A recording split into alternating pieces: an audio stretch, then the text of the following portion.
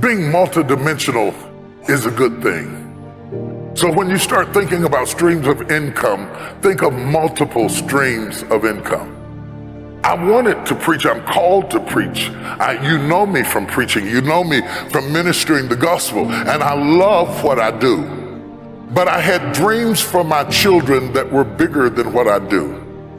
I did not want my children to have to fake being me in order to be successful. I wanted to create an entrepreneurial environment for them, and so I started investing in real estate, and I started building communities, and I'm getting ready to build more communities in America, and I'm looking for other places in the world where we can build these communities, these smart communities that are conducive to the future. You do not build your business on where you are or where you've been. You build your business on where you're going. So then, if you are building for the future, then you have to reimagine your strategy. I'm going to give you a couple of big words, big words, like strategy. This is how you're going to do it. You're going to do it through a strategy. I got here through a strategy. What is a strategy? A synchronized step-by-step plan from point A to point B. Your strategy is important. You've got to fix your strategy. If you've been doing what you've been doing for 5 years and it's not working, it doesn't mean you need to give up your idea. You might need to give up your strategy. Your strategy of accomplishment has to change with the times. You may not have hit your customer yet, but that doesn't mean your customer's not out there. You've got to find somebody, and let me tell you who wants what you got. The person who wants what you have is a person who sees what you have as an answer to their problem. People will go get answers. They are not looking for problems. What do you solve with what you bring? And you don't have to have a degree to do this. It could be as simple as my father's mopping a bucket. My father ended up with 52 employees in the 60s because he built a business that solved a problem. Not all of us will be doctors. Not all of us will be chemists. Not all of us will be lawyers. Not all of us will be astronauts. But the astronaut still needs a plumber. The doctor still needs an electrician. Whatever your business is, it must be an answer to somebody's problem. It must solve that problem and fix that problem.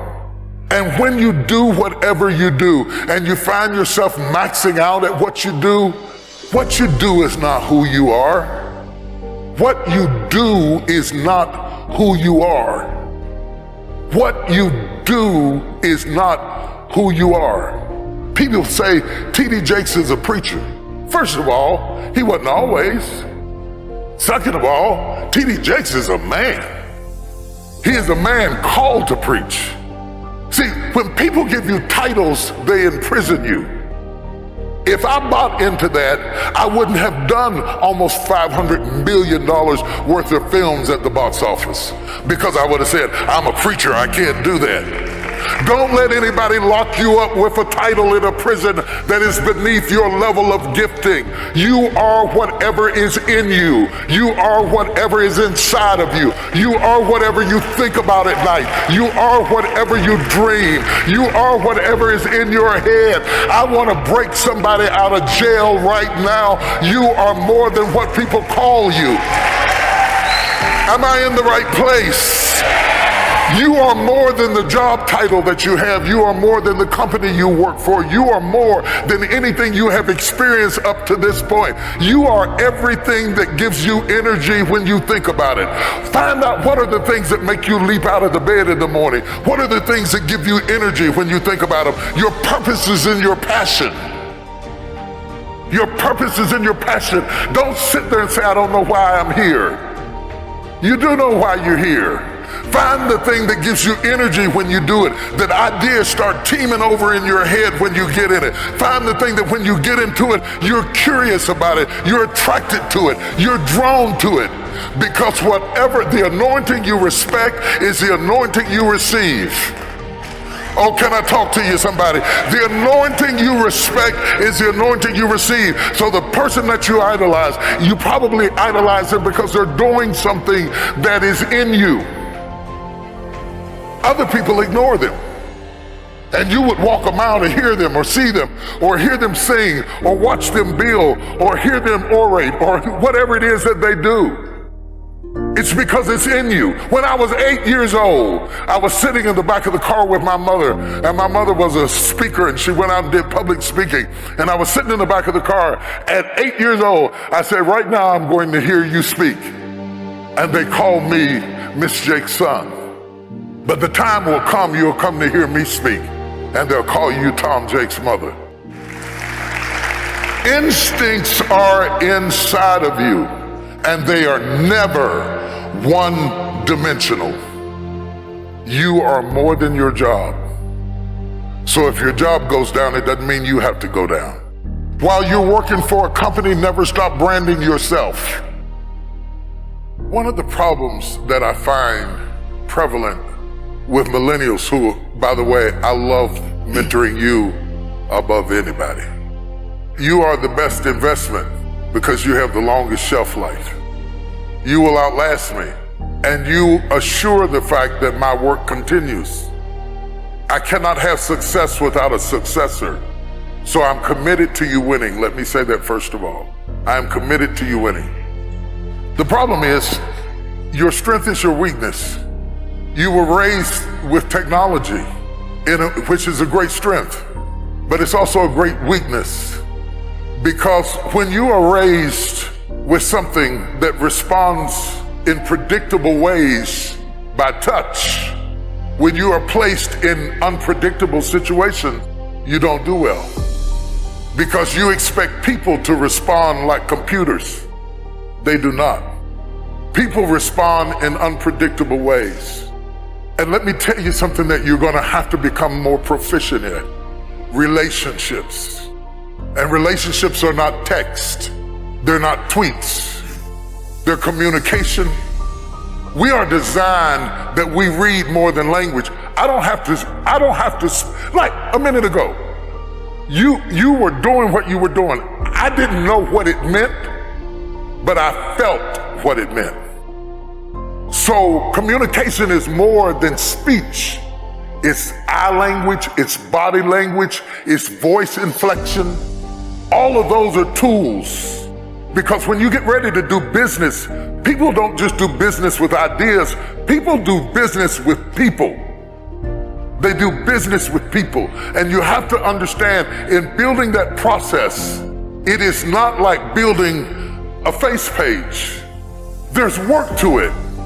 And one of the mistakes we made, and when I say we, I mean my generation, I mean anybody that you admire. It may not be me, it may be Diddy, it may be Diddy, it may be Oprah, it may be Tyler Perry, it may be somebody you saw, maybe Beyonce. You see us after we arrive. You didn't see us when we struggled. So when you decide, I'm gonna be like him, you're coming in at the end of the movie. You missed the days I couldn't feed my kids. You missed the day that I went out in the field and gathered apples to feed my kids or used paper towels for diapers because I couldn't buy diapers. You came in later when you saw me on TV, and you want to leap over all of those no's to get to a yes. But it is the 400 no's that lady was talking about before the yes that makes you who you are. And when you get a no, you give up and say, this must not be it. That's not true. That woman got 399 no's before she got one yes. You have to have the resolve inside of yourself to resist the temptation to believe the detractors and to continue to believe the voice within. And why is that important? It is the strength you gain from your failures that make you strong enough to stand up to your success. If I wanted to really destroy you right now, real fast, real quick, I would give you my life right now, and all that goes with it, and all the 300 and so employees of my little company, I would give it all to you right now in a flash, and say, there, it's yours, take it. You know why that would be criminal? I didn't give you the struggle and the strife and the experience and the pain that created it. You wouldn't be able to handle it. You wouldn't be able to stand it. It would be murderous to win too soon. Let me go biblical on you. The reason the prodigal son ended up in the hog pen is not that he didn't get what was his, it was that he got what was his too soon. And there is something to be respected about process. The process, the little steps that make a mile. It is not the destination. It is the things you learn along the way. It is the people who beguiled you and tricked you that make you wiser. Wisdom is made out of the stupid things you did before you got it. Don't miss it. That process is invaluable to you getting there. Does that mean that you have to be my age before you get there? Absolutely not. But it does mean that you don't go from thinking a thought to producing an idea without pain no more than a woman goes from having sex to getting up in the morning with a baby in her arms. The gestation period is critical. Gestation creates formation. They teach CEOs to always be interviewing.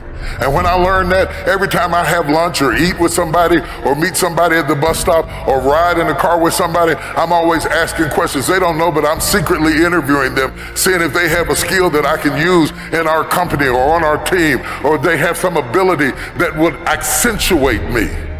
Because I always want to surround myself with people who are good at what I am not good at. I guarantee you, if I look into your phone is filled with names of people who do what you do. You gotta break out of the box of only hanging out with people who do what you do. Because if you only surround yourself with people who do what you do, inevitably they will compete with you. But if you surround yourself with people who are good at what you're not good at, they will complete you. Go from surrounding yourself with people who compete with you to surrounding yourself with people who complete you. So the lawyer needs to hang out with the doctor, and the doctor needs to hang out with the dentist, and the CEO needs to hang out with the preacher, because I always get excited when I have a friend that doesn't do what I do. When I have a friend who does what I do, I have to put up with these little snide remarks, little funny, little halfway compliments where they're a little bit of a hater, but they're not really a hater, but they're sort of a hater. Does anybody know what I'm talking about? Where they give you these little halfway compliments that you don't know how to take, and you sort of give them a half grin, and you walk away wondering, what did they mean by that? Put those people at the back of the list and find somebody who does what you don't do, because they will complete you, they will fulfill you, they will strengthen you, and they will make you more rounded. And they will give you different perspectives if you have the courage to admit what you're not good at. You will find out who to pick to surround yourself with. I want to hire my weaknesses, not my strengths. Because when you hire your strengths, they're just waiting on you to get sick so they can take your job. Hire your weaknesses. Surround yourself with people who complete your vision, and then build your team.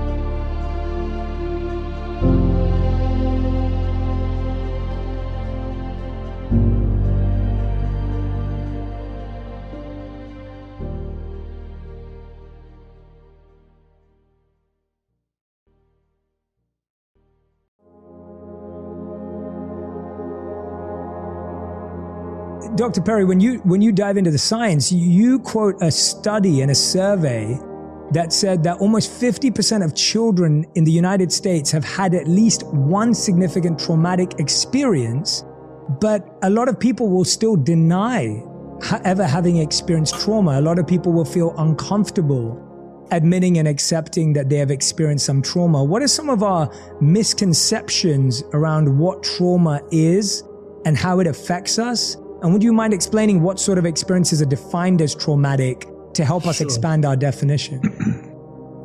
So most of us first heard the concept of sort of trauma as we're talking about it now in context of post-traumatic stress disorder and combat veterans. And so even within our field in psychiatry, the majority of people who studied trauma and looked at trauma were looking at the effects of these horrific events, exposure to combat, death of a soldier next to you, as the thing to understand around trauma. But over time, people like me who were studying the stress response systems in animal models were very well aware that it's not necessarily these big traumatic events that are easily identified by everybody as a trauma that will lead to the changes in the brain that cause the problems. And so certainly if you do have these events, that can be a problem. So natural disaster, house fire, car accident, abuse of all sorts, that's certainly traumatic. But probably the most important thing, and I think the thing that's impacting more children and adults than anything else, are experiences that are patterns of stress activation where you have no control over the experience, it's not predictable, and it's prolonged, it's ongoing. And I think to some degree, the experiences of the last year are an example for many people of a prolonged set of uncontrollable and unpredictable stressors. And we've all felt sort of our baseline level of tolerance is going down. We're a little bit more tired. We can handle situations a little bit less. And so what we've been studying is the combination of these experiences where you are not in control of your life. And it may be a child who's living in a domestic violence environment where he or she is not the direct target of all of this stuff, but there's so much unpredictability about when the fighting is going to happen. And there's so much unpredictability about whether mom is going to be in a good mood today or a bad mood, or dad's going to be angry or not angry. And that can lead to these physiological changes that increase your risk for physical health problems, mental health problems, and learning problems. And so that's kind of where we're moving in the field, is this recognition that you don't just have to have some sort of capital T trauma in your life to be impacted by trauma. And in fact, if you are a minority in a majority culture, you're going to get all kinds of experiences where you're getting these relational interactions that are sending the signal that you don't belong, which will activate your stress response, which can over time accumulate and influence your physical and mental health. We can believe things at our core, but are we acting at them on our core? Right? Are we acting on them? Are we actually taking action? Are we actually becoming activated and making change or trying to make change? When we are, believing, making things happen actually attract resources. So focusing on resources at the get-go isn't necessarily what you need. What we need to do is focus on the authenticity of what we're trying to achieve. Vani, we always have doubt whether our opinion matters or not. And sometimes we think that our social status might hinder us from making change. How do we overcome this? Vani, great point. Let's take a look at the case for Malala. Social change is different from business. In business, our social status matters. In business, our achievements matter. In business, our grades matter, right? But social change is about authenticity and genuineness and the true belief in a cause. If you look at anyone having massive change today in those spaces, they may be coming from business and making change. That's awesome, right? They've already established themselves in another industry and now they're bringing that to something that they care about. But if you look at grassroots level change in any area, it's coming from people who don't have degrees in that area, who don't have a background in that area, who haven't made money in that area, but they care about it. And that's why an authentic program of change, not just speaking about stuff, not just writing about stuff, but actually creating small groups of change, small pockets of change, activating individuals to start making a difference, that's something that everyone can connect with. That's something that attracts attention. So when you're doubting your opinion or whether your opinion matters, recognize you're probably right. Most of our opinions don't matter. Everyone has an opinion. If I share something about Standing Rock today, so many people around us will have an opinion. But the key is how many people are turning that opinion into action. So it's true, our opinion may not matter, but as soon as we start turning that opinion into genuine and authentic action, that will attract interest from the right people. When you were talking about the stories we tell ourselves, I think that's so important because there's a great study that I talk about in the book by Amy Wrzniewski from the Yale University. And what they found is that they tried to find a career that they felt people may find not sharing a positive story around. And they found that hospital cleaners or hospital workers potentially have one of the toughest jobs. And Rangan, you're a doctor, and I'm sure you've seen people having to do that work, and it's a tough job. And so they asked hospital workers how they define their jobs. And the majority of them defined it as low skilled, defined it as insignificant, defined it as just a way to pay the bills, and that their job wasn't useful or their job wasn't important, and their role was basically described like the personnel manual. But then they asked another set of hospital workers, the same people who did the same jobs, different people who did the same jobs, and they said, how do you feel about your jobs? And these people had completely different views. They felt they were healers. They felt they were caretakers. They felt that they were able to transform the energy of the actual hospital. They felt that they were carers for the people there. And what they found is that these same people, different people who did the same job were telling themselves a different story, and therefore they saw their role as integral to the healing of the patient. And because they saw their role as integral to the healing of the patient, they found the work that they did to be extremely meaningful. And that's crazy to think about it, that different people doing the same job could say different things about the same work. They're doing the same exact thing daily, but someone thinks it's meaningless and the other thinks it's so meaningful. And this was a term by Yale that was called job crafting. The ability to assign meaning where you see it, and all of a sudden your life becomes meaningful. So if you're sitting in a job right now that you hate, or if you've got a boss that you really don't like, or if you're in a relationship that you don't want to be in, if you can't leave for whatever reason right now because of COVID or lockdown or whatever it is, financial difficulties, if you can't leave and you really want to, one of the things I recommend you do is called job crafting. So you start asking yourself, where can I find meaning in this? What can I learn? What can I adopt? What is this trying to teach me? And that's actually where gratitude can be applied to every place, because you start going, there is some value in this. I remember when I wanted to leave my corporate job and I wanted to live my passion and do what I do today. But I'm so grateful I was at my corporate job because I learned so much there that is so useful to me now. And we find it very easy to be grateful when things are going our way, but we find it very difficult to be grateful when things are not going our way. But what we have to learn to realize, which is a really hard lesson to realize, is that things are always going your way if you're moving in the right direction. Things are not going to always look like they're going your way, and they could still be going your way. We've all seen curses turn into gifts and gifts turn into curses. But the problem is, and this is the challenge, we have a projector up here of what we want life to look like. And then we have the reality of what life actually looks like. So there's this big discrepancy. And so sometimes you're actually going in the right direction, but because it doesn't look like your picture and your image of what it should look like, you work less, you become lazier, you become complacent, you try less harder because you're like, this doesn't look like the right direction.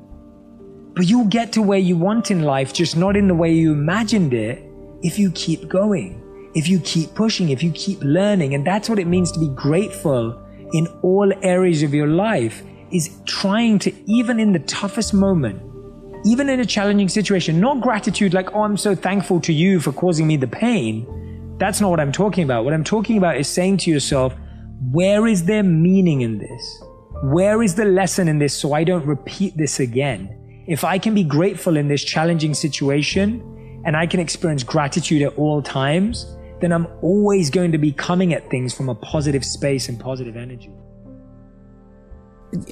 Are stimulated by the idea, and even I have had glimpses of that space. Oh, I'm sure you have. Yeah, glimpses of that space. But how can you live in that space? You seem to live in that space.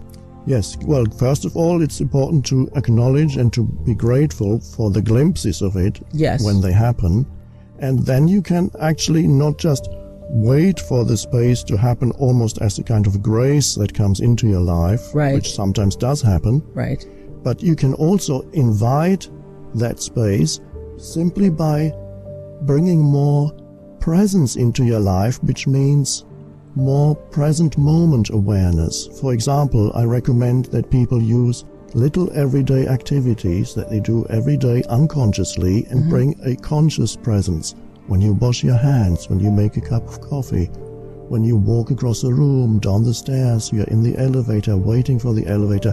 These are all opportunities for, instead of indulging in thinking, being there as an still alert presence. Yes, like a lot of people, take showers in the morning. They're taking a shower, but they might as well already be in the office because they're thinking about, getting in their car and what am I going to do today? And That's right. what is my to-do list? Yes. Instead of being present in the shower, feeling the water, the essence of the water, the moment, whatever. That's right. So it's bringing little spaces into your everyday life, as many spaces as possible. I say, for example, when you get into your car, shut the door and be there for just half a minute. Feel your breathing, perhaps feel the energy inside your body. Look around, sky, the trees. All it takes is half a minute. And the mind might tell you, I don't have time. Yes. That's the mind talking to you. But I would suggest that even the busiest person has time for 30 seconds of space. When they sit in their car, for example, or many other occasions. Well, I will have to tell you that I think it was the year 2000 I first read this book, and many, many, many times this book has saved me. I mean, the theories in The Power of Now have saved me. And today, as a matter of fact, I had, one of the most hectic days, but I remember waking up this morning thinking, oh my God, I'm going to be so stressed. I'm going to be so stressed. I let that go. I let those thoughts go. And just thought, I will just, for every moment of the day, be present now. Yes, that's a continuous refocusing on what really matters, what matters most in anybody's life, which is always now, the present moment. People don't realize that's all there ever is. There is no past or future except as memory or anticipation in your mind. But that's what throws me, though, in the book when you say there's no past. Of course, there has to be a past because there are all of our memories. There are all these ways we defined ourselves. That's our past. Yes, on one level you could say nobody can argue with the fact that there is such a thing as time, there is such a thing as future. Of course, we use time to meet here. We agreed on this particular time. We said we are going to meet on this day at that time. Otherwise, it would have been difficult. We might never have met. That's accidentally. Right. And you are hard to find in all the different countries. I'm talking to Eckhart Tolle, author of Power of Now. But we agreed on this time, and we are here because this is now. That's right. So time, then, is something that we cannot do without. We could even say time is what dominates this entire life that we experience here, because this illusionary plane that we're on. That's right. Right. I call it the surface level of reality. Is completely dominated by time, which is the past and future in the continuous stream. And people look to time very often for expecting that time will eventually fulfill them. Time will eventually give them what they need. Time will eventually give them happiness. And sometimes, of course, it does for a while. But essentially, the true happiness you cannot find by looking into the future, because it is intrinsically one with living deeply in the present moment. So it has been said there are two ways of being unhappy. One is not getting what you want, and the other is getting what you want. Right. Because if you think this, that, or the other is going to make me happy, even when you get it and you haven't realized that the present moment is all you ever have, you will again be focusing on the next moment and always expecting, because it's a mental pattern that is very deep-seated, always focusing, always expecting something in the next moment, never being fully in this moment. Well, another thing that changed me when I read The Power of Now over 7 years ago was your comments about the fact that all of our stresses, every stress that you have, is based upon, for the most part, thinking about what happened in the past or what should be happening in the future. That if you're able to take a deep breath, no matter what crisis is going on in your life, and look at what is happening now, in this moment, right now, I'm okay. That's right. Another way of putting it would be to say, many people identify their whole sense of self with problems. Right. Problems. They're continuously involved in problems. And so for many people, their whole sense of identity is intimately bound up with the problems they have or think they have. And often, just as a reality test, I tell people, just a moment, I say, what problem do you actually have at this moment? Just focus, see what the problem you have at this, not in an hour's time or tomorrow morning, but what problem do you have now? And sometimes people will suddenly wake up when they hear that question, because they have to realize, at this moment, I don't actually have a problem. What you might have is a challenge. If a danger arises, a wild animal jumps into this room, that's a challenge. And then, of course, it's not a problem because there's no time to make it into a problem. Problem to exist, you need time and you need mind activity, repetitive mind activity. In the present moment, there may be a challenge, that is true. There may even be pain, there may be an emotion, but not what we call problem. So when people think, how do I get out of my problems? I suggest go into the present moment and see what is the problem now. And then you will always have to admit, well, right now, I don't actually have a problem. And people got that, even people who are in prison. I've had letters from people in prison, some are in for life. They've written to me and said, I understood your message and I have become free. And they meant free inside. Wow. Free of problem making. Yes. Yes, similar to Viktor Frankl in Man's Search for Meaning. Yes. Yes. Yes. Free of problem making. I want to ask you, as I completed the book and have read and reread it many times over the years, portions of it, all of it, listened to the tapes, I often wonder, do you live like this all the time? Are you always in the now? Yes, I'm basically in the now, surrendered to what happens.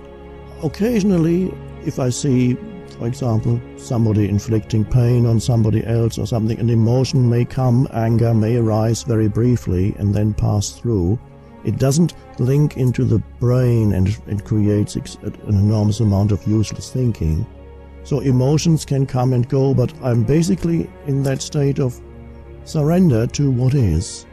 Wow. Because what is always already the case. So you can't really argue internally with what is, because if you do, you suffer. Well, what about does it leave you passionless for life though? Because whatever is just going to be. No. In fact, you're more passionately alive when you are internally aligned with the present moment.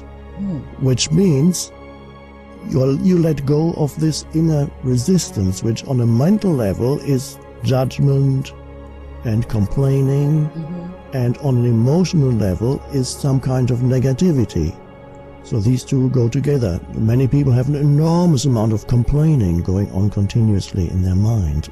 Some people do it out aloud all the time.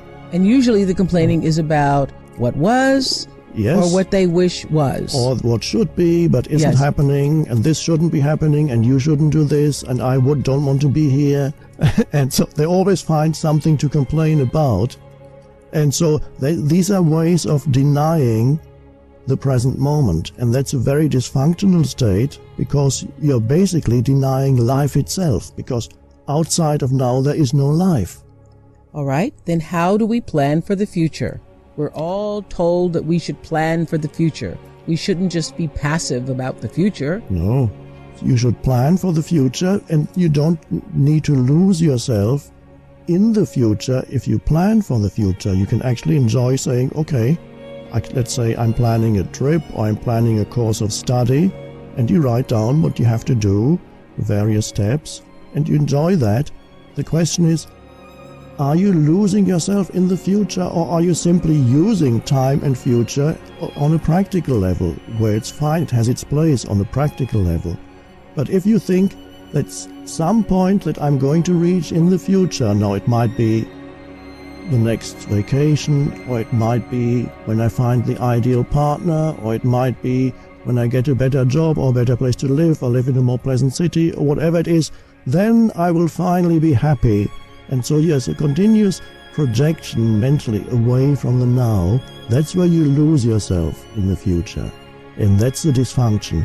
Using planning is actually fine. There's nothing dysfunctional about that. So, and that's the difference, you could say, between, as I call it, clock time, which has its place in this world, right, and psychological time, which is the obsession, continuous obsession with past and future.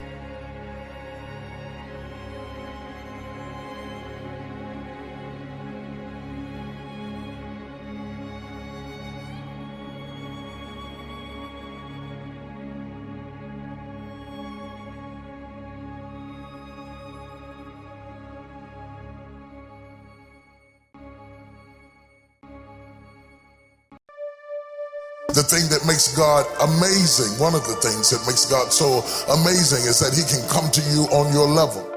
You don't have to come from a religious tradition or a faith background for God to reveal himself to you. He can reveal himself to you through a rock. He can reveal himself to you through a piece of bread, because he is the rock of ages and he is the bread of heaven. He can take something that you do understand and use it to reveal something that you don't understand, so that nobody is left out.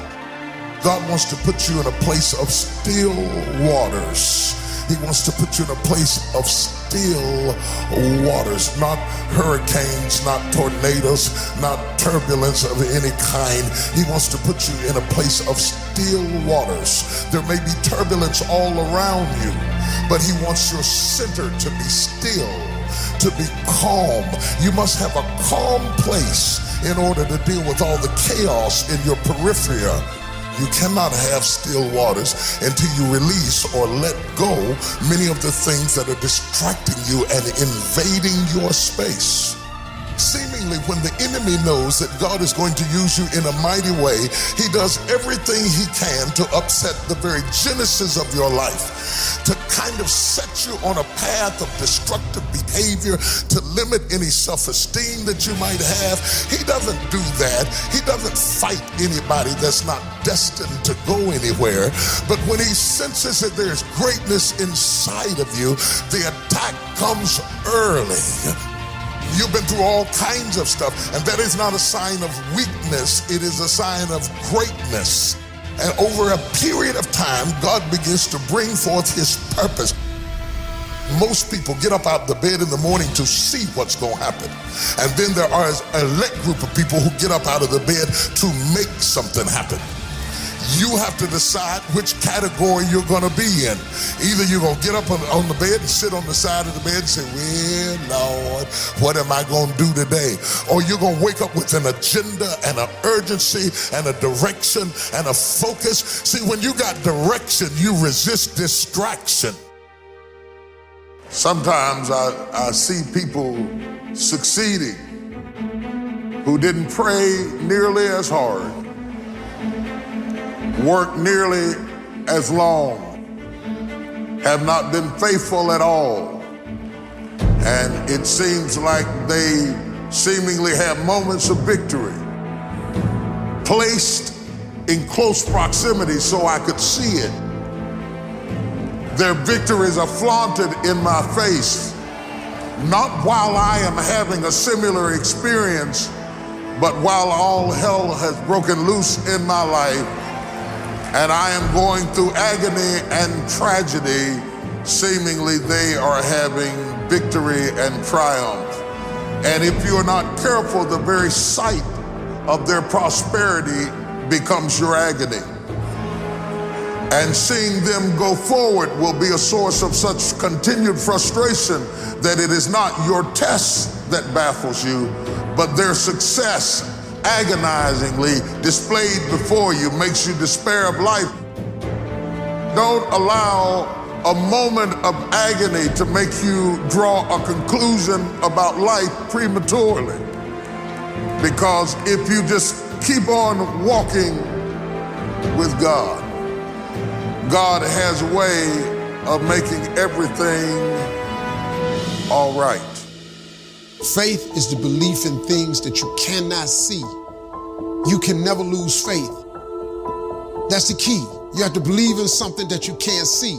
You have to believe when you don't see no way how. You have to buckle down and keep believing. God is always coming. Here's the deal. The moment you ask God for something, he boxes it up and he ships it to you. Here's the problem with the package. He never gives you the date that is going to arrive. It's going to come, he just don't tell you when. If he told you when, it would destroy the relationship that's required to have an abundant life, which is faith. If God told you you were gonna be rich in August of 2021, do you know how crazy you would talk to people from now until then? Because you know on August 21, I'm gonna be rich. But he don't tell you when the package is gonna arrive. So here's the deal. He wants you to stay in faith to receive the package, because he only delivers to Faith Street. If you step off over here to I Don't See How Boulevard, he don't ship there. If you get over here to I Don't See How Circle, he does not ship there. He only sends the boxes to Faith Street. So when he sends it and you'd have moved off Faith Street, the package gotta go back. It's just like UPS or the post office. If they send you a box and you ain't home, they take it back. That's how it works, man. I think to the greater nation, I would like to say, the way you cope with that pain is by grabbing close who you have left. Loving them, holding them, not taking them for granted, sending the extra note, the extra text, the extra hug, the extra kind thing. It's the lessons we learn of the brevity of life that makes life special. If we lived forever and there were no end of life, life would not be special. It is death that makes life special. And understanding that brings it into perspective where we stop wasting things like time, having love for people we don't tell them, not resolving old conflicts, having unforgiveness, are the enemies, the cancer that eat up this precious commodity that we call time. If you don't have anybody else to tell you, time will tell you. When you find out that the world doesn't work the way you thought it did, then you have to rebound. The problem is you've lost so much time along the way. And I wrote the book Soar because I think people are having to reinvent themselves. And Soar is about entrepreneurship largely, but it's also about refiguring your life and reevaluating ways you can move forward when somebody doesn't say yes the way you thought they would. They don't have the last say on your future. I see a lot of people in my community and elsewhere who really are working hard to make ends meet with little to work with. They're working day and night trying to make it work. Yeah. But sometimes when you make your living with your own two hands, you can't back away long enough to rethink a smarter, better approach to what you're doing. I'm living in my purpose. I am seeing the things that I envision and that I sense were my God-ordained purpose manifested in my life. And then steering through the winds and the external climates is what soaring is all about. And I'm fairly fearless when I go after something. And I say that with caution because the real truth of the matter is not that I don't feel fear. I don't let fear control my choices. And when you're a very hands-on person as an entrepreneur, you have limited your ability to soar because you have not allowed yourself to reproduce yourself in the lives of delegation to other people, you've got your hands on everything. You've only got two hands, so that limits what you can do, where you can be, and how much money you can make. Ideally, you want to go from a state of doing to a state of being, where it's not about what you do, it's about thinking rather than doing, because you can hire people to do, but you can't hire people to think. You are the architect of your future. You can't just sit around and hope it happens and wait on it to happen and wish for it to happen and complain about it not happening and fuss about what people are not doing. You have to be consciously going after those opportunities in order to succeed. And that is the job of everybody. We are collaborative in our thinking. You have to own your own happiness. Take it away from other people demanding that they make you happy. Your kids are not going to make you happy. Your spouse is not going to make you happy. A big house is not going to make you happy. Own your own happiness and be responsible for doing those things that bring joy into your own heart, independently of life and people and money and all of that stuff. Right. It doesn't necessarily give you a happiness. You have to take responsibility of that peace and that joy that lives inside of your heart and not inside of your stuff. People need to do is challenge their own story, because people torment themselves by how they see their life. They've told themselves a story as if it were the truth, when it is really a perspective truth. And sometimes you've narrated a story that you beat yourself to death with. Challenge your own story. Change the way you talk to yourself about who you are and what happened to you and what you're going to do in your life. You wrote the script. Change the story. Enjoy the journey, not the destination. A lot of us delay our happiness. When I get to this level, when I get my degree, when I get the kids, when I get married, I'm going to be happy. Enjoy the journey. Enjoy the whole step, the whole process. Every day that you get up to strive for whatever it is you're after. You know, I'm a goal-oriented guy. Yeah, absolutely. But you don't celebrate when you get to the finish line. Celebrate all along the way. Celebrate all along the way.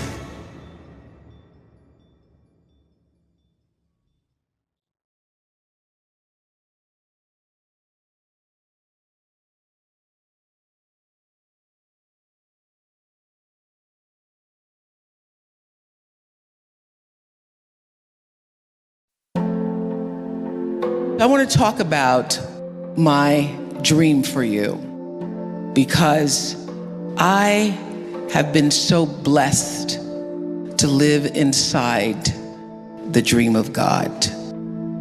I figured out early on, I had these dreams for myself. I used to tell my father, I'm going to live in a house on a hill.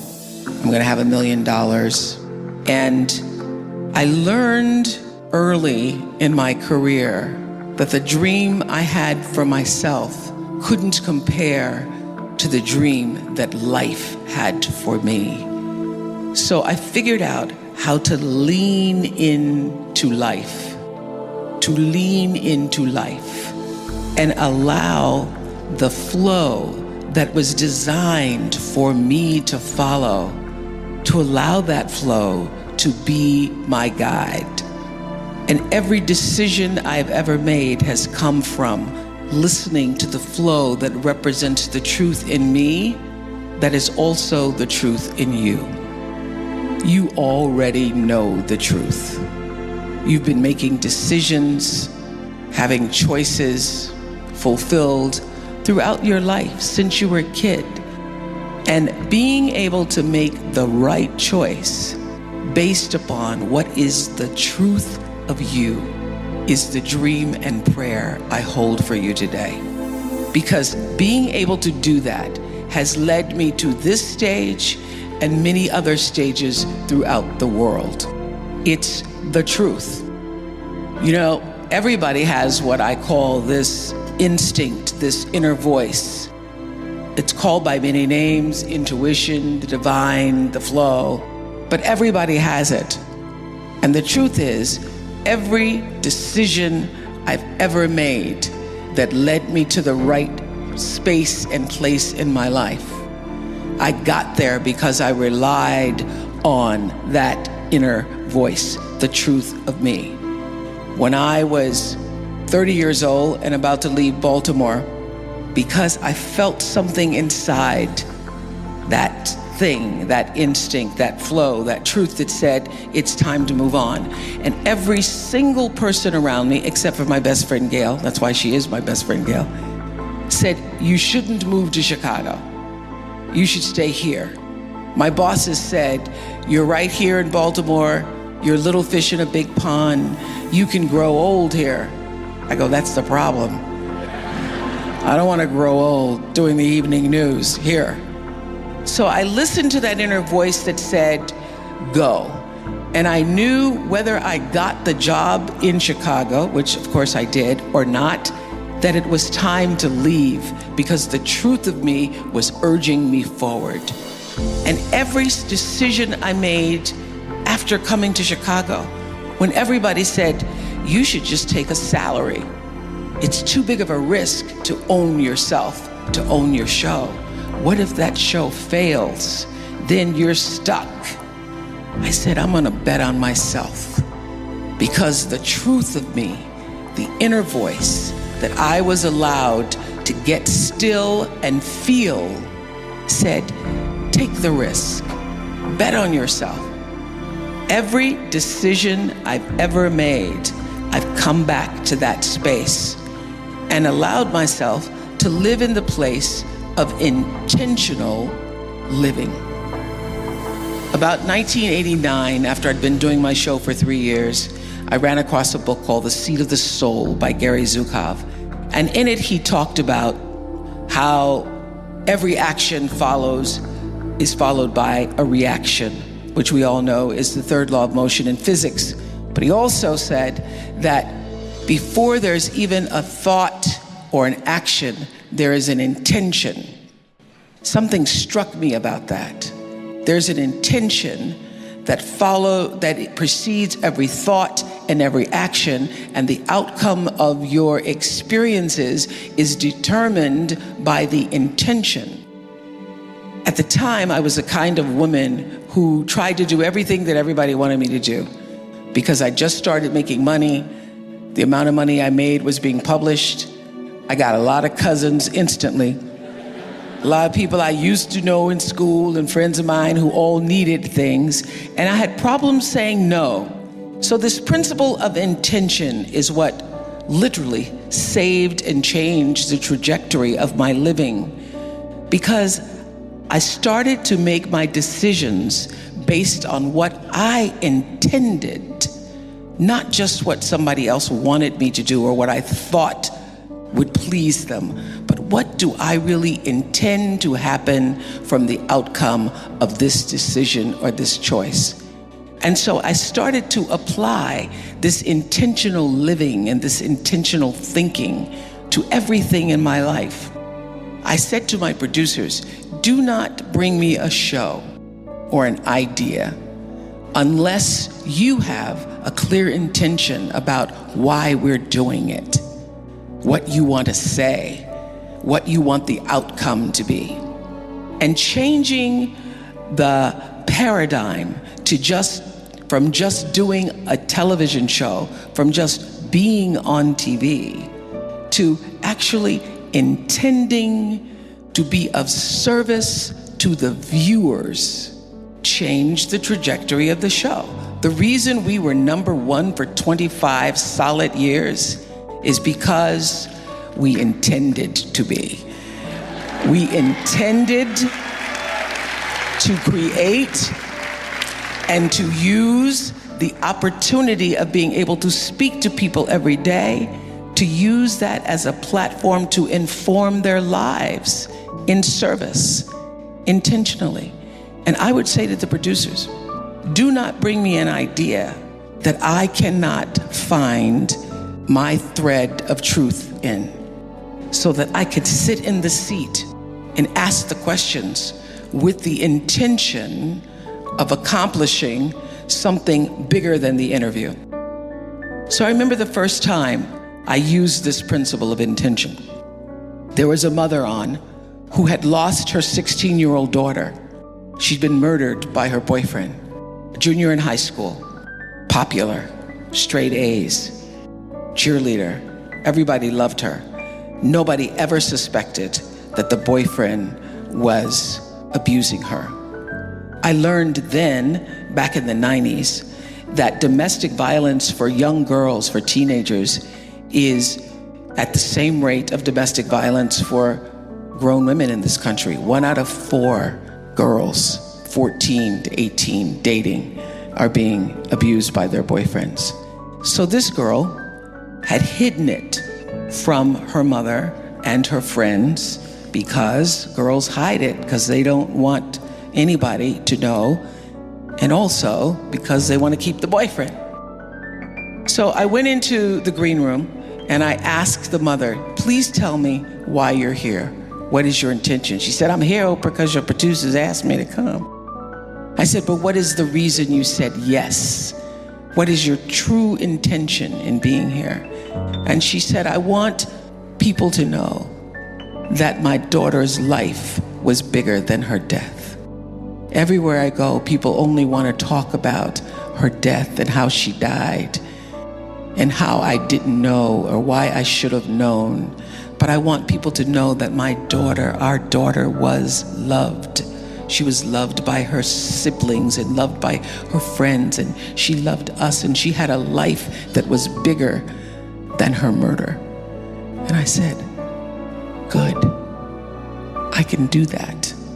I can make sure that people know that your daughter's life meant something, that her being here on the planet Earth for 16 years truly mattered. And here's my intention. I want everybody who hears your daughter's story to be able to see their friend, to see themselves, and to know that to remain silent can be a killer. And so every question that I ask you comes from the point of view of an intention to serve the life of your daughter so that her life would not have been in vain. That's the first show I won an Emmy for, when I aligned the intentions. And since that time,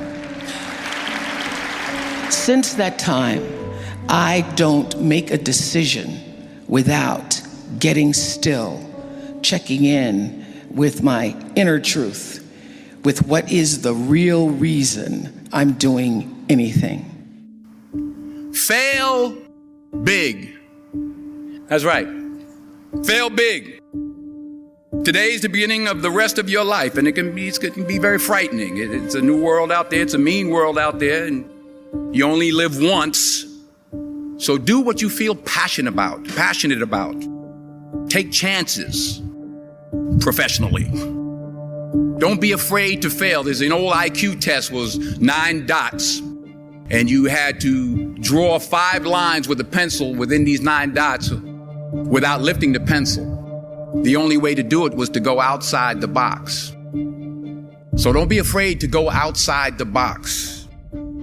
Don't be afraid to think outside the box. Don't be afraid to fail big, to dream big. But remember, dreams without goals are just dreams, and they ultimately fuel disappointment. So have dreams, but have goals. Life goals, yearly goals, monthly goals, daily goals. I try to give myself a goal every day. Sometimes it's just to not curse somebody out. Simple goals, but have goals. And understand that to achieve these goals, you must apply discipline and consistency. In order to achieve your goals, you must apply discipline, which you have already done, and consistency every day, not just on Tuesday and miss a few days. You have to work at it every day. You have to plan every day. You've heard the saying, we don't plan to fail, we fail to plan. Hard work works. Working really hard is what successful people do. And in this text, tweet, twerk world that you've grown up in, remember, just because you're doing a lot more doesn't mean you're getting a lot more done. Remember that. Just because you're doing a lot more doesn't mean you're getting a lot more done. Don't confuse movement with progress. My mother told me, she said, yeah, because you can run in place all the time and never get anywhere. So continue to strive, continue to have goals, continue to progress. You'll never see a U-Haul behind a hearse. I'll say it again. You'll never see a U-Haul behind a hearse. I don't care how much money you make, you can't take it with you. The Egyptians tried it. They got robbed. That's all they got. You can't take it with you. And it's not how much you have. It's what you do with what you have. We all have different talents. Some of you will be doctors, some lawyers, some scientists, some educators, some nurses. The most selfish thing you can do in this world is help someone else. Why is it selfish? Because the gratification, the goodness that comes to you, the good feeling that I get from helping others, nothing's better than that. Well, one or two things, but nothing's better than that. Not jewelry, not big house I have, not the cars, but it's the joy. That's where the joy is in helping others. That's where the success is in helping others. Finally, I pray that you put your slippers way under the bed tonight so that when you wake up in the morning, you have to get on your knees to reach them. And while you're down there, say thank you for grace. Thank you for mercy. Thank you for understanding. Thank you for wisdom. Thank you for parents. Thank you for love. Thank you for kindness. Thank you for humility. Thank you for peace. Thank you for prosperity. Say thank you in advance for what's already yours. That's how I live my life. That's why I am, one of the reasons why I am today. Say thank you in advance for what is already yours. True desire in the heart for anything good is God's proof to you, sent beforehand to indicate that it's yours already. I'll say it again. True desire in the heart, that itch that you have, whatever it is you want to do, that thing that you want to do to help others and to grow and to make money, that desire, that itch, that's God's proof to you, sent beforehand already to indicate that it's yours. And anything you want good, you can have. So claim it. Work hard to get it. When you get it, reach back. Pull someone else up. Each one, teach one. Don't just aspire to make a living. Aspire to make a difference. How did you turn your pain into purpose? Well, before the pain became a purpose, it was just an acknowledgement of what had happened to me.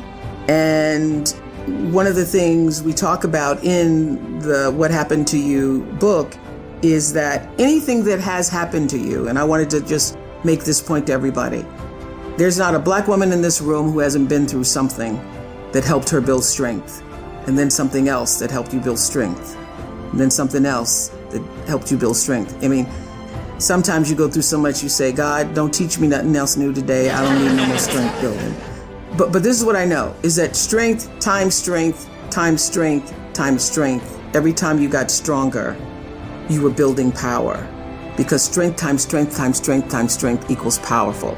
So we're sitting in a room amongst ourselves with all of these powerful women who have their stories of what happened to you that you can now turn into post-traumatic wisdom.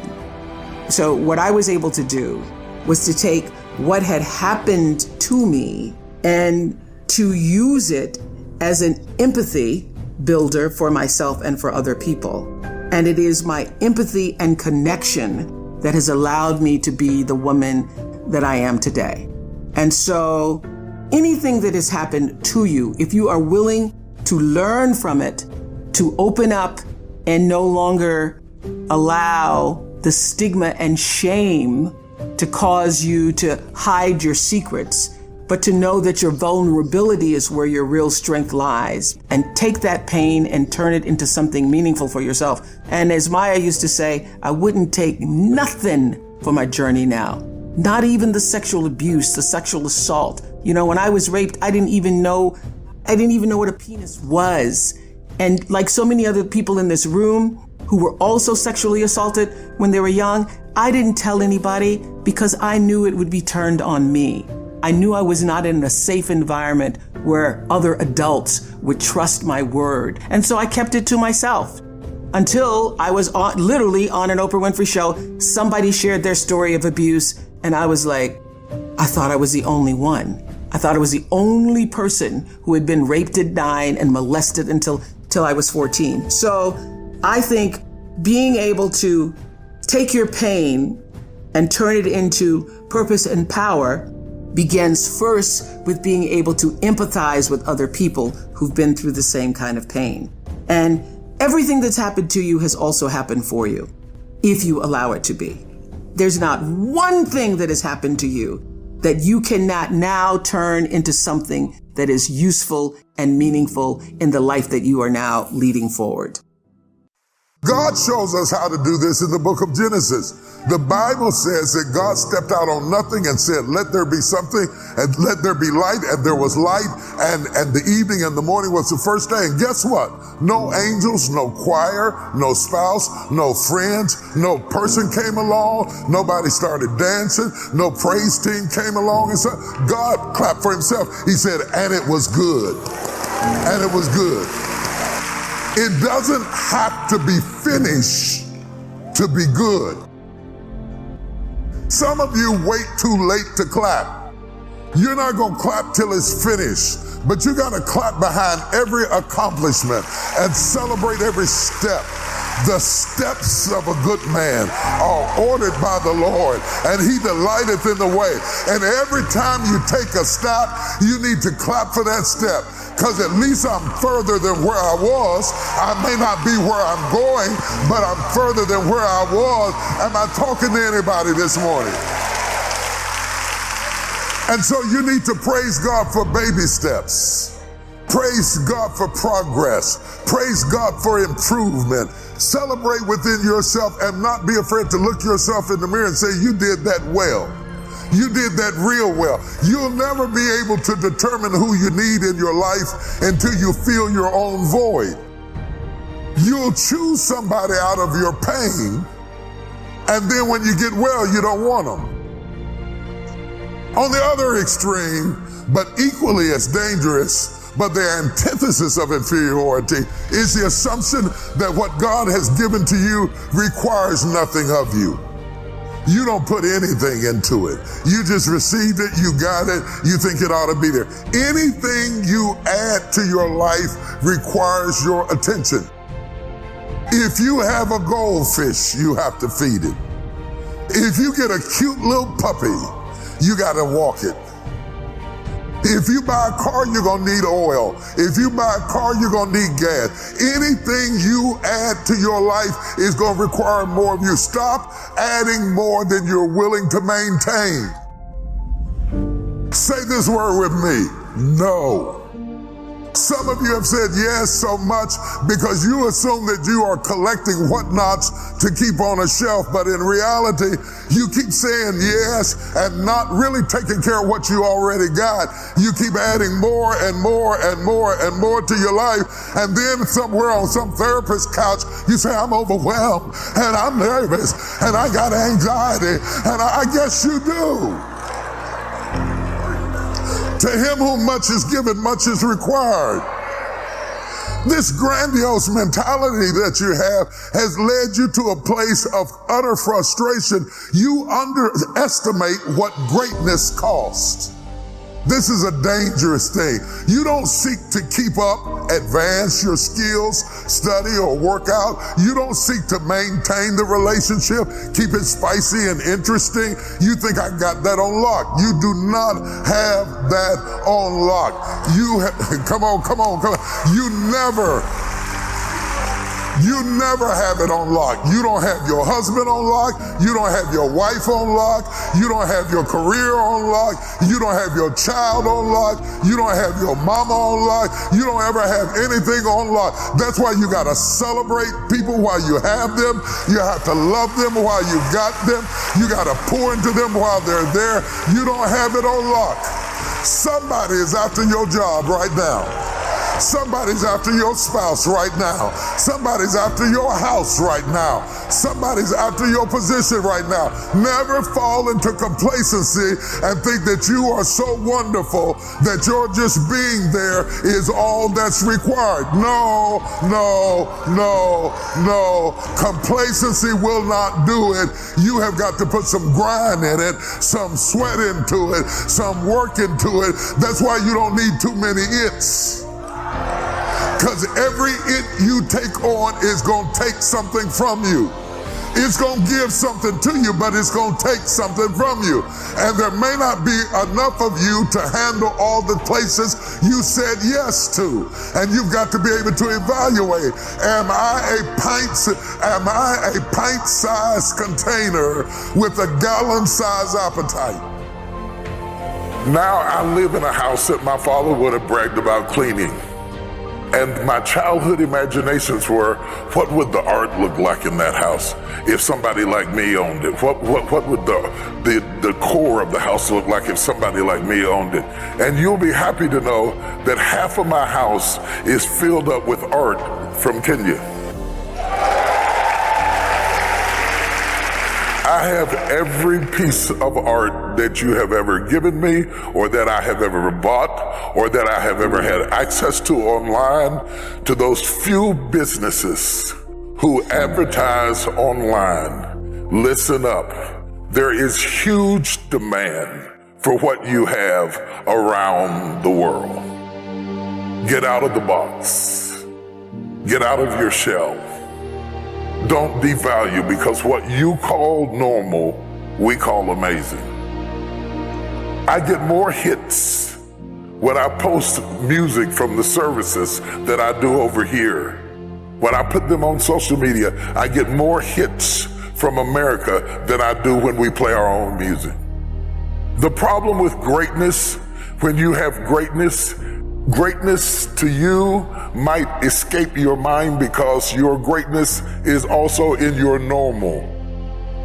Things that you step over, things that you overlook, things that you take for granted, things that might not be valuable to you because you are inundated and saturated with them are valuable to other people around the world.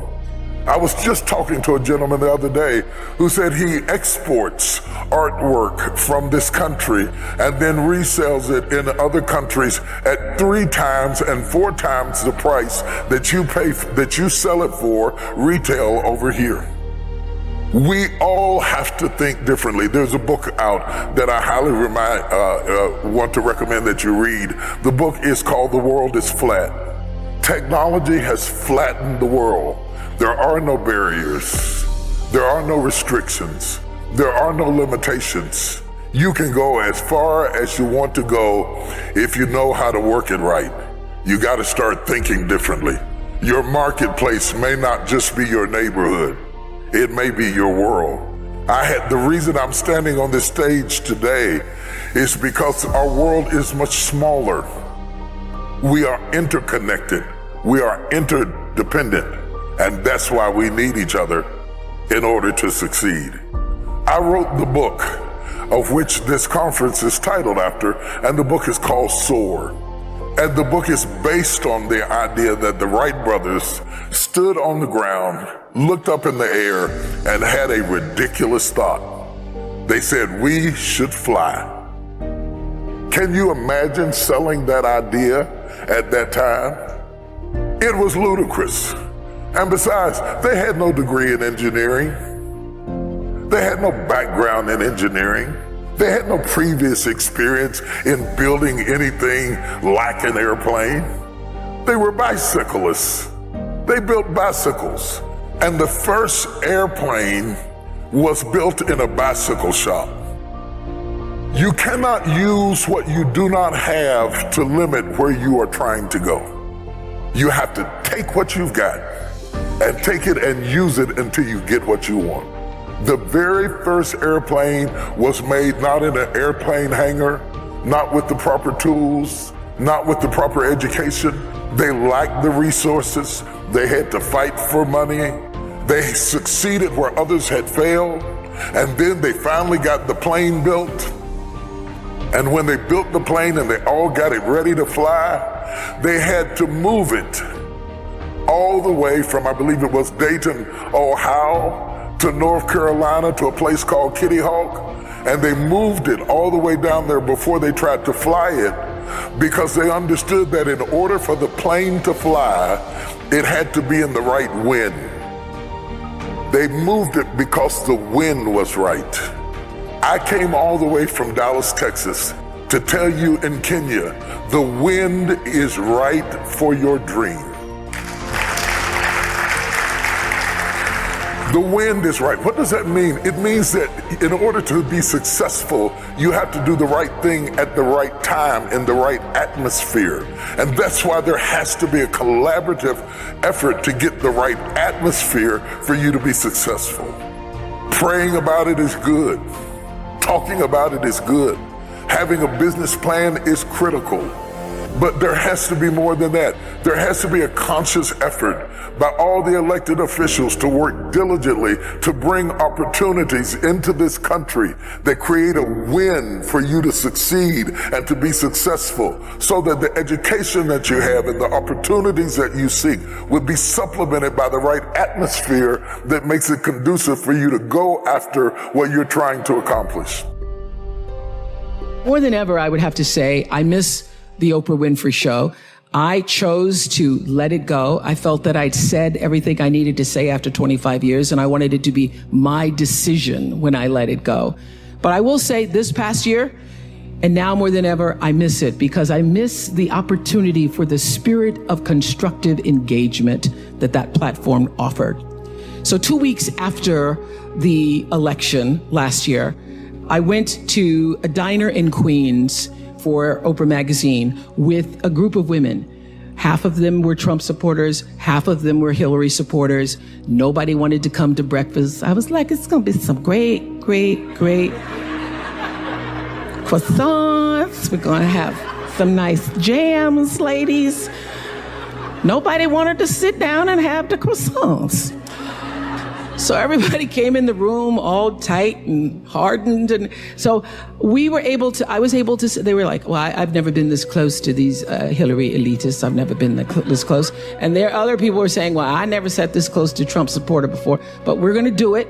I will tell you, after 2.5 hours, I had those women not only eating croissants, sitting around the table, listening to each other's stories, hearing both sides.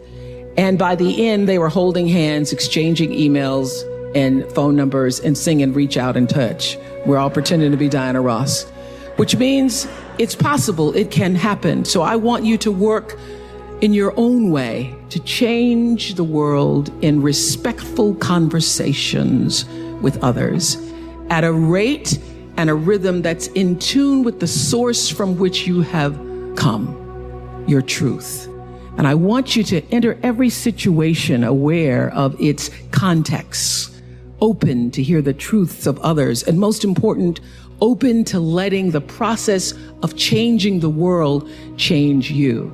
That is the spirit of constructive engagement. So that's the goal, to be a compassionate woman of substance, to be committed, to have constructive engagement, to live this life of substance. What I know for sure is if you focus on the substance, the success will come.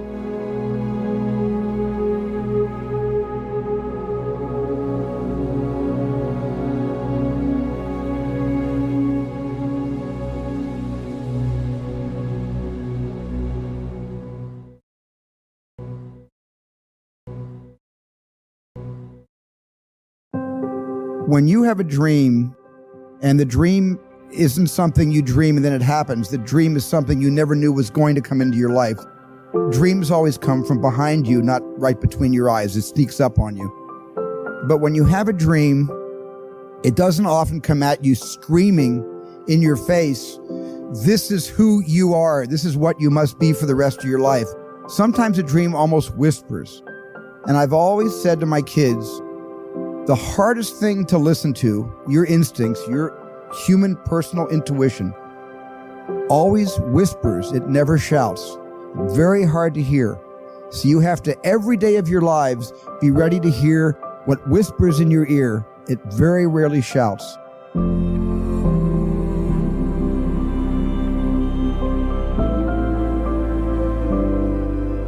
And if you can listen to the whisper, and if it tickles your heart, and it's something you think you want to do for the rest of your life, then that is going to be what you do for the rest of your life, and we will benefit from everything you do.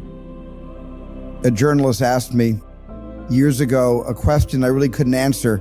You know, they said, what do you do? Why do you do this? And I don't know where it came from, but I sort of turned to the journalist in a flip kind of way. I said, I dream for a living. And years later, I realized, well, that's exactly what I do. I dream for a living. This is what I've done all my life. This is what I wanted to do with my life. Now, here's an important point. Nothing works the first time. When you try something new, it probably won't work. When you try something new several times, it probably won't work. And the turning point in my life came when I would hear good ideas, and I was so eager to be successful in selling. I would run out and try the ideas, and they wouldn't work. I'd try a way of getting an appointment or answering an objection or closing a sale. It wouldn't work. And my natural response, and I think just to be disappointed. And then I realized nothing works, at least the first few times. So I decided I would try a new idea 5 or 10 times before I passed judgment on it. I would not just try it once and quit like most people do, and that changed my whole life. It was a turning point in my life because I realized from then on, if you've got a good idea and you've got a good goal and you want to double your income and improve the quality of your life and you have to try new things in order to get new results, it's not going to work the first time. So say, well, that didn't work. Try something else and try something else and try something else. Now, if you try, only 2 things can happen. What are they? Succeed or fail. If you succeed, you do more of it. If you fail, you learn from it, get smarter, and try it again. So you cannot lose by taking action. You can only lose by not taking action. You will fail at some point in your life. Accept it. You will lose. You will embarrass yourself. You will suck at something. There's no doubt about it. I'm telling you, embrace it because it's inevitable. And I should know. In the acting business, you fail all the time. Early on in my career, I auditioned for a part in a Broadway musical. Perfect role for me, I thought, except for the fact that I can't sing. So I'm in the wings. I'm about to go on stage, but the guy in front of me, he's singing like Pavarotti. He's just he's just going on and on and on, and I'm just shrinking. I'm getting smaller and smaller. So they say, "Oh, thank you very much, and you'll be hearing from us." So I come out with my little music, and it was Just My Imagination by the Temptations. That's what I came up with. So I hand it to the accompanist, and she looks at it and looks at me and looks out at the director and was like, "Hi." So I start, I'm going to sing. I'm like, it's just my imagination once again, and then coming away with me. And I'm not saying anything, so I'm thinking I'm getting better. So I just start getting into it. It was just my running. This, thank you very much, Mr. Washington. Thank you. So I assumed I didn't get the job. But the next part of the audition, he called me back. The next part of the audition is the acting part of the audition. Now I'm like, hey, okay, maybe I can't sing, but I know I can act. So they pair me with this guy. And again, I didn't know about musical theater. And musical theater is big, so they can reach everyone all the way in the back of the stadium. And I'm more from a realistic, naturalistic kind of acting where you actually talk to the person next to you. So I don't know what my line was. My line was, well, hand me the cup. And his line was, well, I will hand you the cup, my dear. The cup will be there to be handed to you. And I said, oh, okay. Well, should I give you the cup back? Oh, yes, you should give it back to me because you know that is my cup and it should be given back to me. I didn't get the job. But here's the thing. I didn't quit. I didn't fall back. I walked out of there to prepare for the next audition, and the next audition, and the next audition. I prayed, and I prayed, but I continued to fail, and fail, and fail. But it didn't matter, because you know what? There's an old saying, you hang around the barbershop long enough, sooner or later you're gonna get a haircut. So you will catch a break, and I did catch a break. Last year, I did a play called Fences on Broadway. And I didn't have to sing, by the way. But here's the kicker. It was at the Court Theater. It was at the same theater that I failed that first audition 30 years prior. The point is, and I'll pick up the pace, the point is every graduate here today has the training and the talent to succeed. But do you have the guts to fail? Let failure be your friend. There are going to be times, of course, where you're going to win a lot. A lot of things are going to go your way. And it's wonderful to bask in that adulation and to feel proud of your successes. But there are also going to be times, the satisfaction that those moments bring, nothing can compare to that. Those victories will feed you for years to come and help you stay committed when your tank is sometimes empty. Winning is great. It's fantastic. I love it. I love being number one. I love winning. But it's the times when things go wrong, when you fall or fail, that you're actually going to learn the most about yourself. You know, all those years on the Oprah show, 25 years, we were the number one show for 25 years. And that's because I lived with the intention to serve the audience. The audience came first every show. I would sit with the producers and say, well, I can't do that because I can't find the truth of myself in that show. I have to have a thread of truth to be able to hold on to. So I knew so well the audience. I felt like I was the audience. The audience was me. And I felt so connected. And then I ended that and started a new network. And I flailed for a while.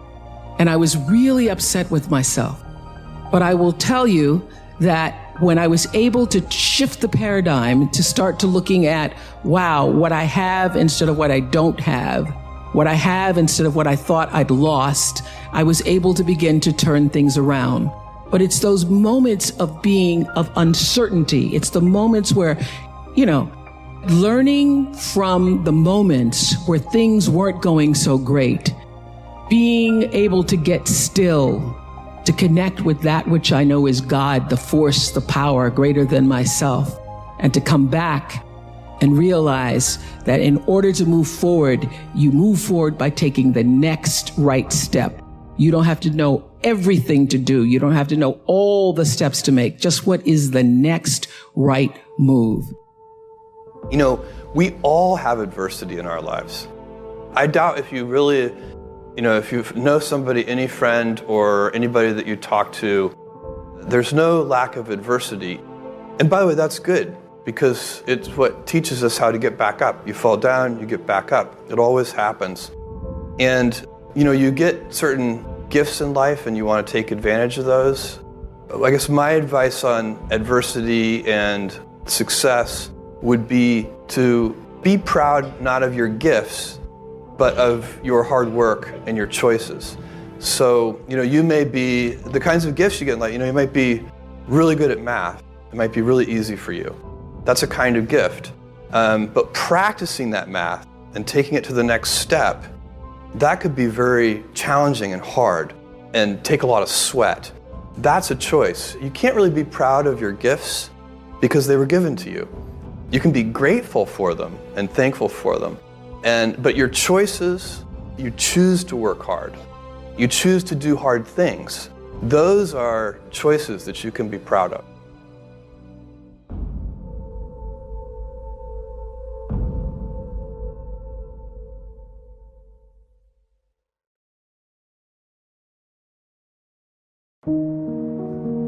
You're going to play big. Say big. Big. You're going to play huge. Say huge. Huge. You're going to play ginormous. Say ginormous. Ginormous. But first, take baby steps.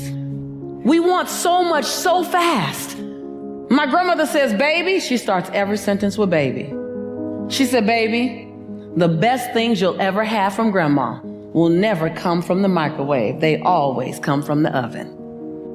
And I realized that the best things that you're going to create are going to take time. Build it on cement, not sinking sand. You're going to get tons and tons and tons of tools here. And you're going to want to fast forward. When you fast forward, you build it on plexiglass. You build it on styrofoam.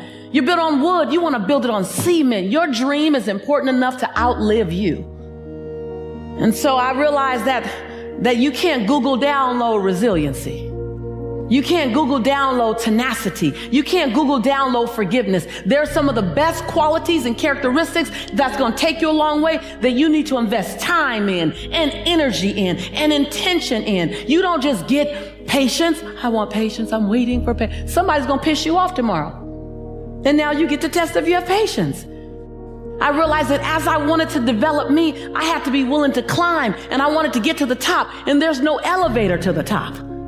I gotta do my squats. I gotta work on my quads and my hamstrings and my calves, because I gotta climb to the top. We gotta climb. Abundant thinkers keep themselves in a constant state of cognitive dissonance. Write that down. Abundant thinkers keep themselves in a constant state of cognitive dissonance. You're creative, spell it any way you want. Now, what is cognitive dissonance? Cognitive dissonance is when you have literally thought about a version of yourself that you're not currently living right now. Meaning the thought that you have of yourself, your behaviors are not congruent with. So your mind becomes disrupted. Your mind says, wait a minute, you're seeing me here, but my behaviors aren't here. And when you keep yourself in a constant state, your mind begins to influence your behaviors to be congruent with your thought. Ooh, next level. Cognitive dissonance. Abundant thinkers. That's why he went out to the ocean. That's why he's up on stage, because constantly seeing himself further than what his behaviors want to really do. And then when he does it, now I got that down. Constantly. Now it's being grateful for your now. Yes, yes? Yes. Being grateful for your now, but clearly seeing where you're going and not resting until you get there. In that year when I was really broken, I was working at LA Unified School District. I was miserable. I was miserable because I wasn't living in my dream. I was just doing a job. And then one day I said, well, what do I need to do? I need to buy my freedom. That's what I need to do. I need to buy my freedom. Oh, I don't know about buying my freedom. I don't know about having money saved up. My family didn't have money saved up. My mother used to tell me, oh, this money is burning my pocket. So I know two things about money. It's hot and we can't keep it long. We'd always have 1 week where we had all the food in the refrigerator, and then 1 week where the refrigerator was empty. Right? Come on. Some of you guys know about that. To this day, I spend so much money on groceries. You guys, oh my God, it's like I'm feeding like a family of 10. Because I'm so afraid of anybody ever being in my house and being hungry. And so I wrote a check to myself. Jelani was 3, $110. I took it to the bank, Wells Fargo. I started a new account. The next check I wrote, $125. And just like the first check, I put in the memo line, funding my dream. I wasn't even clear what the dream was. But I knew there was something in my belly. Who in this room know you got something in your belly? It's something. I'm not even clear about it. I don't know how clear you are, but I wasn't clear about it. But I knew there was a calling on my life greater than working for LA Unified School District. And no disrespect to LA Unified School District. It just wasn't my destiny. I wrote another check in 2 weeks, $146, funding my dream. Now I started mailing the checks in because I didn't want to see my balance. Because I didn't want to go shopping. Because you're going to repeat what you learned, right? Until you decide to not repeat what you learned. So I mailed the check in, and then I wrote another check. And I wrote another check. And every check I wrote, I made sure it was 5% more than the first check, the previous check. I sold my Altima. I had a car note. Sold my Altima, bought a clunker because it didn't have a car note. Now I can write a bigger check, funding my dream. I moved out of my 3-bedroom, 3-bath house and moved in, became a roommate with my friend who smoked. I put towels at the base of the door so the smoke wouldn't come through the door. I was willing to be inconvenienced, are you? Yes. I'm just saying, I'm just showing you the story the charge I just gave you. I stopped getting my hair done. That was when I started going natural. I stopped going out. I stopped going out dancing. I stopped going out to dinners. My family didn't know what was going on. They thought, oh my God, it was LA. She's on drugs, but she's not losing weight, so maybe not. I don't know what's going on. I kept writing bigger checks to myself. $900. I mailed it to Wells Fargo, funding my dream. I still wasn't clear what the dream was. I just knew I had one. And it was being born through me. And I needed to give it a chance. That's all I knew. You don't have to see 2,000 feet in front of you. Just see 200. Then run to the 200. 3.5 years later, I'd written a check to myself every 2 weeks for 3.5 years. I didn't go out for 3.5 years. I didn't go dancing. I didn't get my hair done. I didn't get my nails done for 3.5 years. Are you willing to be inconvenienced for your conviction? I walk in to Wells Fargo 3.5 years later, and I said, hi, God bless you. Hi, my name is Lisa Nichols. She goes, oh my God, you're the funding my dream lady. I was like, yeah, I guess I am. And all of a sudden, all the tellers came running around. The manager came, they're like, oh my God, okay, oh my God, we have been wondering. We all got the same question. Y'all know what the question is, right? What's your dream?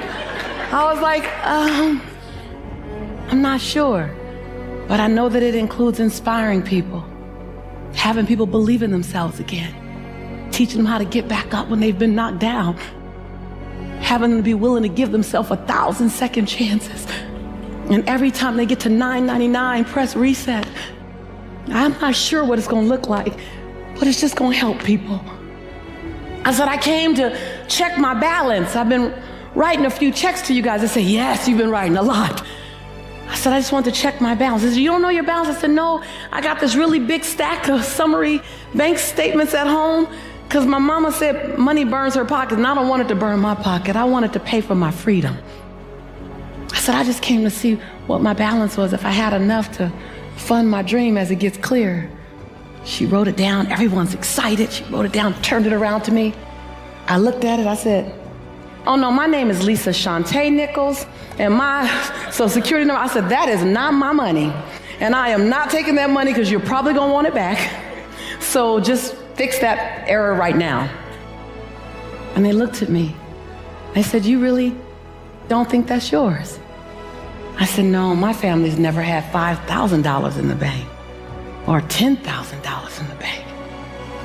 That's $62,500 in the bank.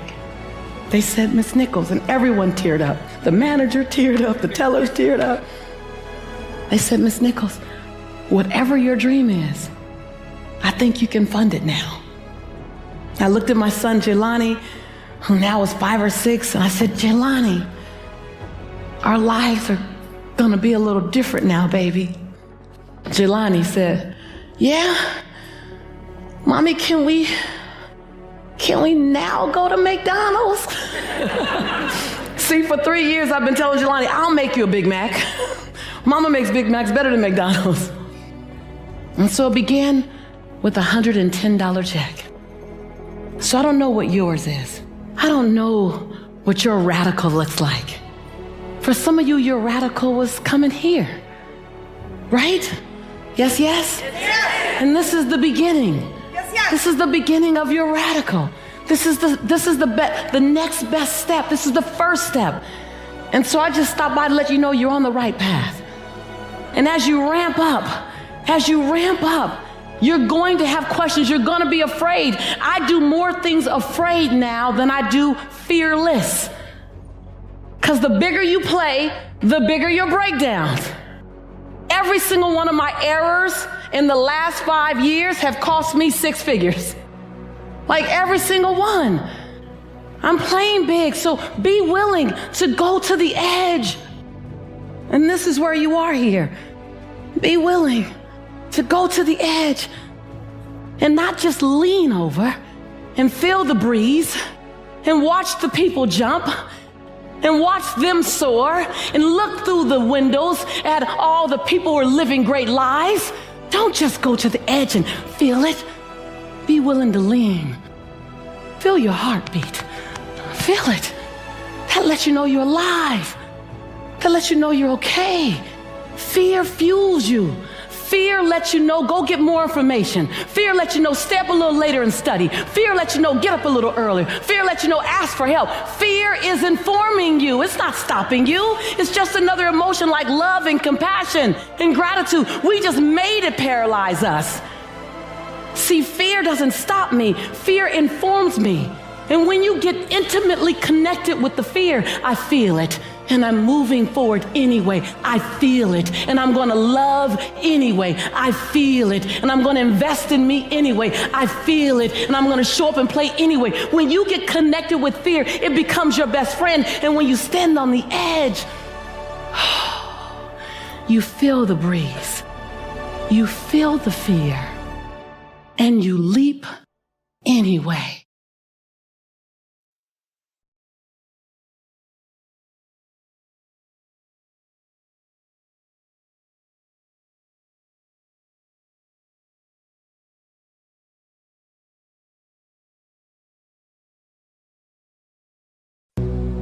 So I want to talk about my dream for you, because I have been so blessed to live inside the dream of God.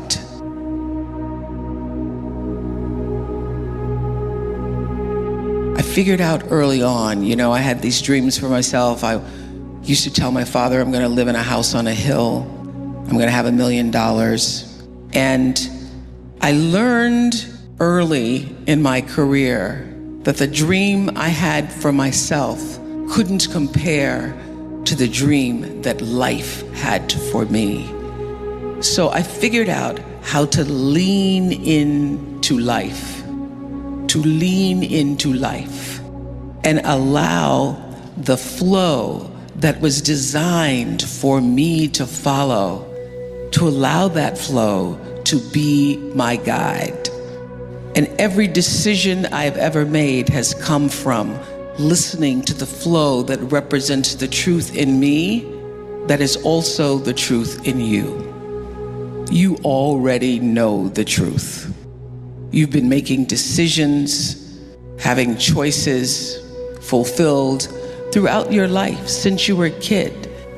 And being able to make the right choice based upon what is the truth of you is the dream and prayer I hold for you today. Because being able to do that has led me to this stage and many other stages throughout the world. It's the truth. Everybody has what I call this instinct, this inner voice. It's called by many names: intuition, the divine, the flow. But everybody has it.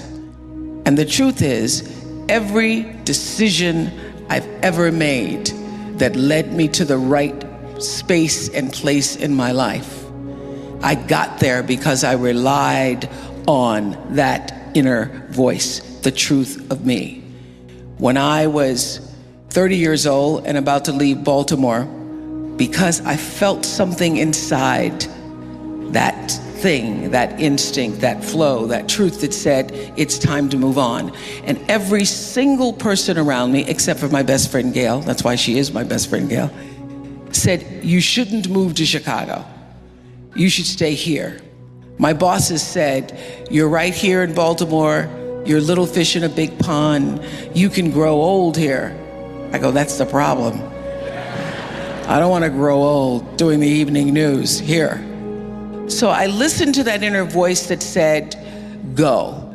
And I knew whether I got the job in Chicago, which of course I did, or not, that it was time to leave because the truth of me was urging me forward. And every decision I made after coming to Chicago, when everybody said, you should just take a salary.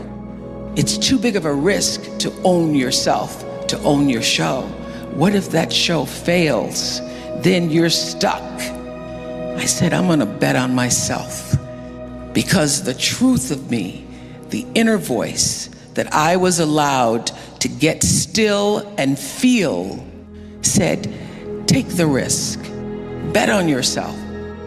Every decision I've ever made, I've come back to that space and allowed myself to live in the place of intentional living. About 1989, after I'd been doing my show for 3 years, I ran across a book called The Seat of the Soul by Gary Zukav. And in it, he talked about how every action is followed by a reaction, which we all know is the third law of motion in physics. But he also said that before there's even a thought or an action, there is an intention. Something struck me about that.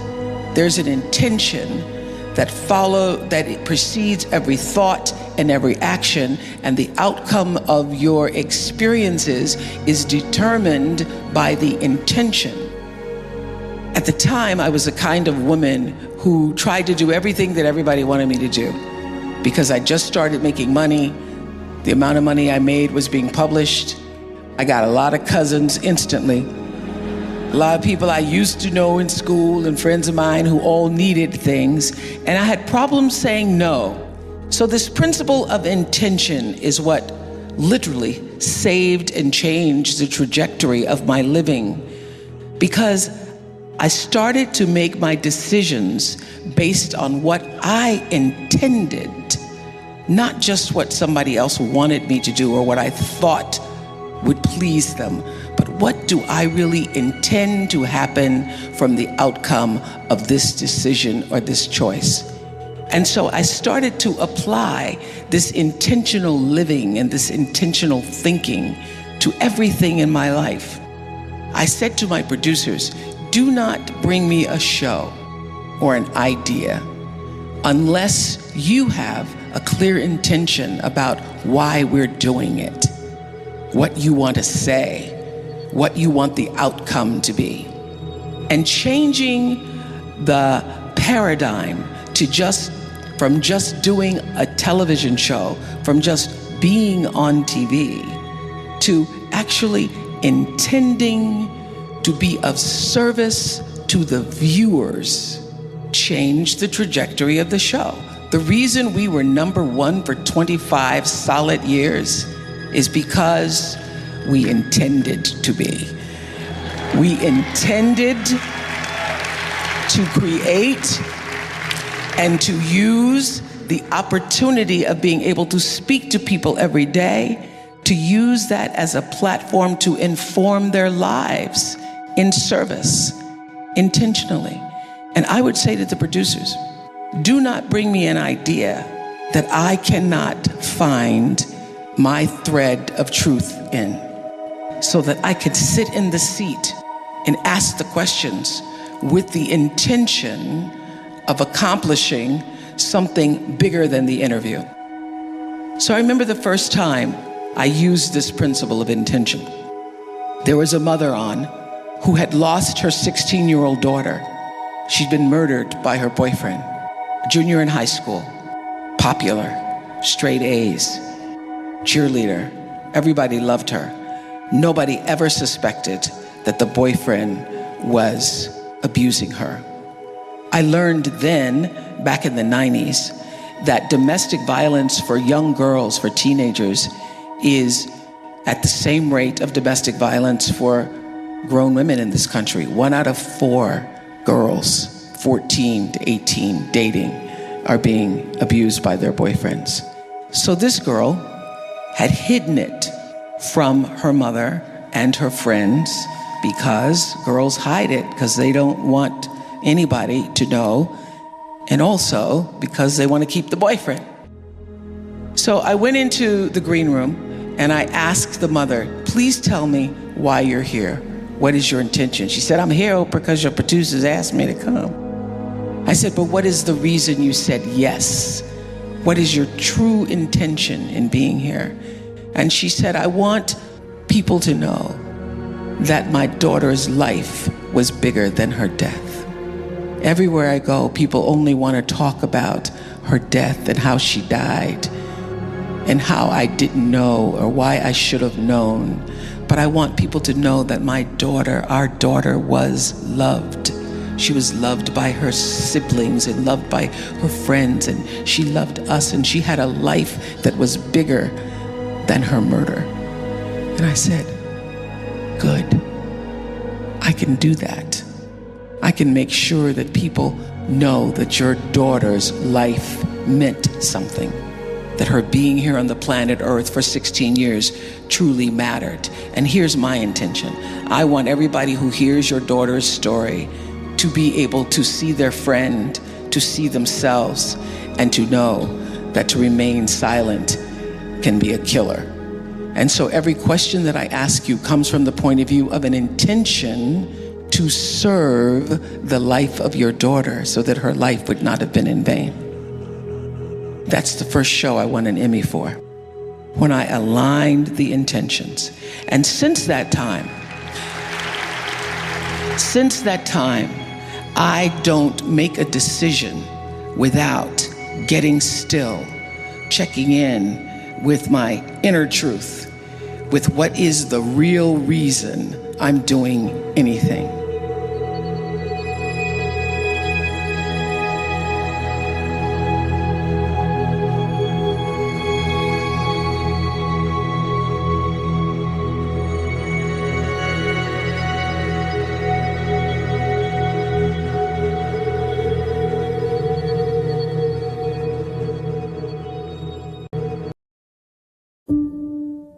To get something you never had, you have to do something you never did. Les Brown's a motivational speaker. He made an analogy about this. He says, imagine you're on your deathbed, and standing around your deathbed are the ghosts representing your unfulfilled potential. The ghost of the ideas you never acted on. The ghost of the talents you didn't use. And they're standing around your bed, angry, disappointed, and upset. They say, we came to you because you could have brought us to life, they say. And now we have to go to the grave together. So I ask you today, how many ghosts are going to be around your bed when your time comes? Put God first. Put God first in everything you do. Everything that you think you see in me, everything that I've accomplished, everything that you think I have, and I have a few things, everything that I have is by the grace of God. 40 years ago, March 27th, 1975, it was 40 years ago, just this past March, I was flunking out of college. I had a 1.7 grade point average. I was sitting in my mother's beauty parlor, and I'm looking in the mirror, and I see behind me this woman under the dryer. Every time I looked up, she was looking at me, just looking me in the eye. And I didn't know who she was, and I said, she said, somebody give me a pen, give me a pencil, I have a prophecy. March 27, 1975, she said, boy, you are gonna travel the world and speak to millions of people. Now mind you, I was flunked out of college. I'm thinking about joining the army. I didn't know what I was gonna do, and she's telling me I'm gonna travel the world and speak to millions of people. Well, I have traveled the world. And I have spoke to millions of people. But that's not the most important thing, the success that I had. The most important thing is that what she taught me and what she told me that day has stayed with me since. I've been protected. I've been directed. I've been corrected. I've kept God in my life, and it's kept me humble. I didn't always stick with him, but he always stuck with me. So stick with him in everything you do. If you think you want to do what you think I've done, then do what I've done and stick with God. Fail big. That's right. Fail big. Today is the beginning of the rest of your life, and it can be very frightening. It's a new world out there. It's a mean world out there, and you only live once. So do what you feel passionate about. Take chances professionally. Don't be afraid to fail. There's an old IQ test, was 9 dots, and you had to draw 5 lines with a pencil within these 9 dots without lifting the pencil. The only way to do it was to go outside the box. So don't be afraid to go outside the box. Don't be afraid to think outside the box. Don't be afraid to fail big, to dream big. But remember, dreams without goals are just dreams, and they ultimately fuel disappointment. So have dreams, but have goals. Life goals, yearly goals, monthly goals, daily goals. I try to give myself a goal every day. Sometimes it's just to not curse somebody out. Simple goals, but have goals. And understand that to achieve these goals, you must apply discipline and consistency. In order to achieve your goals, you must apply discipline, which you have already done, and consistency every day, not just on Tuesday and miss a few days. You have to work at it every day. You have to plan every day. You've heard the saying, we don't plan to fail, we fail to plan. Hard work works. Working really hard is what successful people do. And in this text, tweet, twerk world that you've grown up in, remember, just because you're doing a lot more doesn't mean you're getting a lot more done. Remember that. Just because you're doing a lot more doesn't mean you're getting a lot more done. Don't confuse movement with progress. My mother told me, she said, yeah, because you can run in place all the time and never get anywhere. So continue to strive, continue to have goals, continue to progress. You'll never see a U-Haul behind a hearse. I'll say it again. You'll never see a U-Haul behind a hearse. I don't care how much money you make, you can't take it with you. The Egyptians tried it. They got robbed. That's all they got. You can't take it with you. And it's not how much you have. It's what you do with what you have. We all have different talents. Some of you will be doctors, some lawyers, some scientists, some educators, some nurses. The most selfish thing you can do in this world is help someone else. Why is it selfish? Because the gratification, the goodness that comes to you, the good feeling that I get from helping others, nothing's better than that. Well, one or two things, but nothing's better than that. Not jewelry, not big house I have, not the cars, but it's the joy. That's where the joy is, in helping others. That's where the success is, in helping others. Finally, I pray that you put your slippers way under the bed tonight, so that when you wake up in the morning, you have to get on your knees to reach them.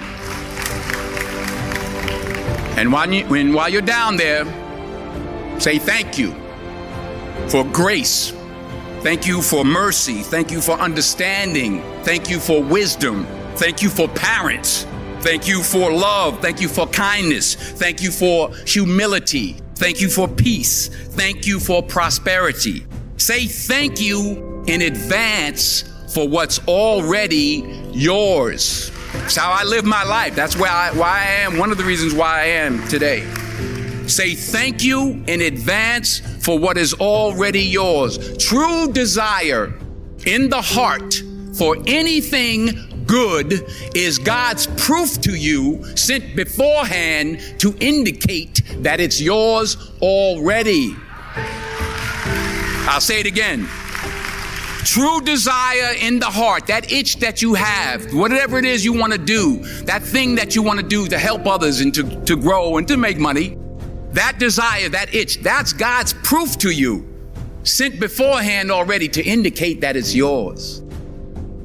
And anything you want good, you can have. So claim it. Work hard to get it. When you get it, reach back. Pull someone else up. Each one, teach one. Don't just aspire to make a living. Aspire to make a difference.